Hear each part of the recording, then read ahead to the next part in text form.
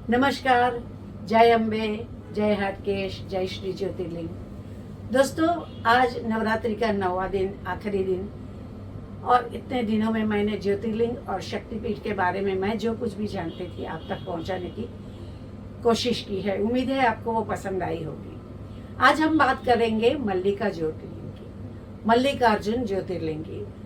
ज्योतिर्लिंग के लिस्ट में उसका दूसरा नाम है। आंध्र प्रदेश के कृष्णा नदी के तट पर ये स्थित है और सलम टेकरी के ऊपर है।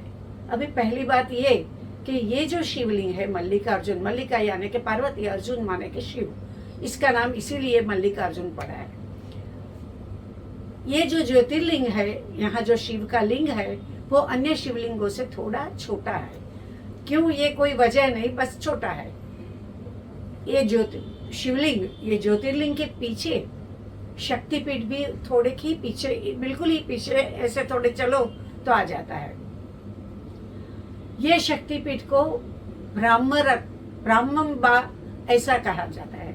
अभी ऐसा नाम क्यों पड़ा, ऐसा लोग सोचते हैं। तो एक दैत्य की बात है कि एक दैत्य ने पूरा सैन्य तैयार किया था और देवलोक, पृथ्वीलोक, पाताल लोक, सब जगह उसने बहुत ही लोगों को त्रास दिया, लोगों को मारना शुरू कर दिया, लोगों को दुख देना शुरू कर दिया।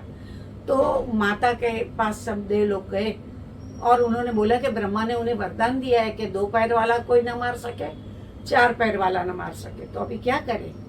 माँ ने मधुमक्खी पैदा की 6 पैरों वाली, और भ्रामरी 8 पैरों वाली खुद बनी, और भ्रामरी बन के उन्होंने दैत्य को मारा और मधुमक्खियों को उसने सैन्य के ऊपर छोड़ दिया। तो पूरा सैन्य भी नष्ट हो गया और वो दैत्य भी दुष्ट हो गया। इसीलिए ब्रह्माद्रि और अम्बा का जो नाम जोड़ के ये नाम दिया गया है। ये जो ज्योतिर्लिंग है मल्लिकार्जुन, वो सेलम की टेकरी के ऊपर क्यों है, इसके बारे में कहानी है। शिव जी ने ऐसा सोचा कि दोनों बेटों की शादी करनी चाहिए।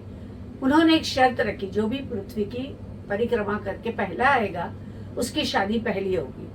कार्तिकेय था, वाहन तो मयूर था, वो तो निकल पड़े।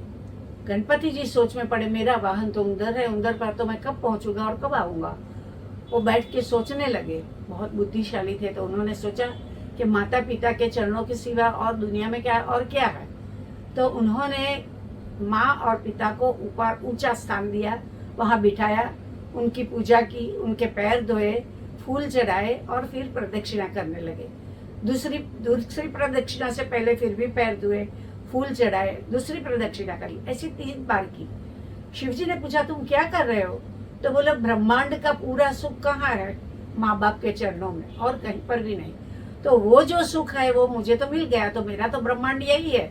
तो मेरा ब्रह्मांड का जो परिक्रमा है वो खत्म हो गई। शिवजी हंस पड़े, उनकी बुद्धि पर खुश भी हुए और उनकी रिद्धि सिद्धि से शादी करवा ली। ये बात जब कार्तिकेय को पता चली तो उसे बहुत दुख हुआ, उसे नाराजगी भी हुई और गणपति की शादी की खुशी भी हुई। दोनों भाइयों के बीच में प्यार भी बहुत था, पर वो हिमालय तक वापस नहीं आए। वो ये सैलम की टेकरी पर आके बस गए। वो वहां पर कार्तिकेय का मंदिर बहुत कम जगह पर है, यहाँ उन्होंने स्थापना की। जब माँ बाप को पता चला, शिवजी और पार्वती को, तो वो उसे मनाने गए, पर वो माना नहीं। बहुत बार गए, नारद जी को भेजा, पर वो माना नहीं। तो ऐसा तय किया कि अमास पर शिवजी जाते, पूनम पर पार्वती जी जाती। बहुत बार गए, फिर भी कार्तिकेय टस से मस नहीं हुआ। बहुत होने के बाद उन्होंने कहा, अगर आप लोग यहाँ स्थित होते हो तो मैं रूठता नहीं, आपके साथ ही रहूंगा।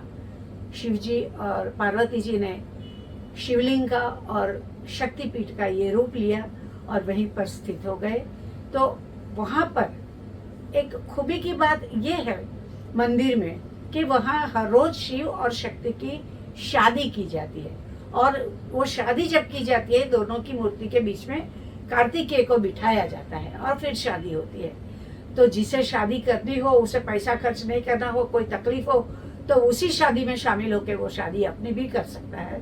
पर हर रोज शिव जी और शक्ति की, पार्वती की और शिव की शादी होती है, और वो भी कार्तिकेय के बीच में रख के। ये एक वहाँ की अनोखी बात है।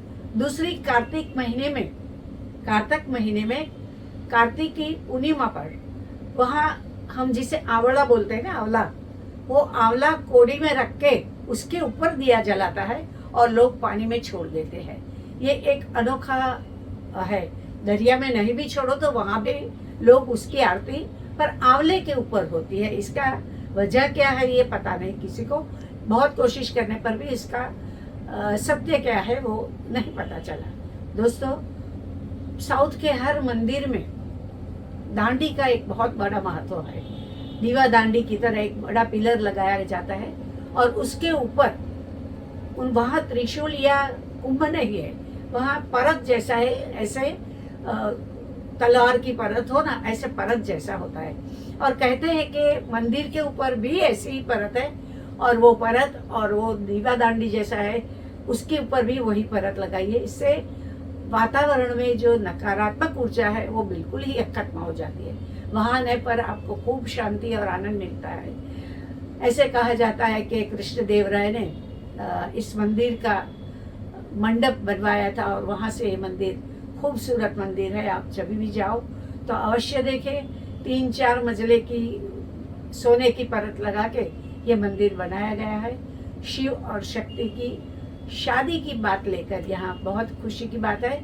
तो शिव जी और पार्वती मल्लिका और अर्जुन के रूप में यहाँ स्थित हुए। दोस्तों, इतने दिनों तक जो भी बात कही, अगर आपको वो सभी पसंद आई है और आपने अगर कहीं लाइक नहीं किया तो अवश्य उसे खोलें, लाइक करें, शेयर करें और सब्सक्राइब करें। उम्मीद रखती हूँ कि मेरा कहा आपको पसंद आया होगा। फिर अगली नवरात्रि पे मिलेंगे, तब तक के लिए नमस्कार।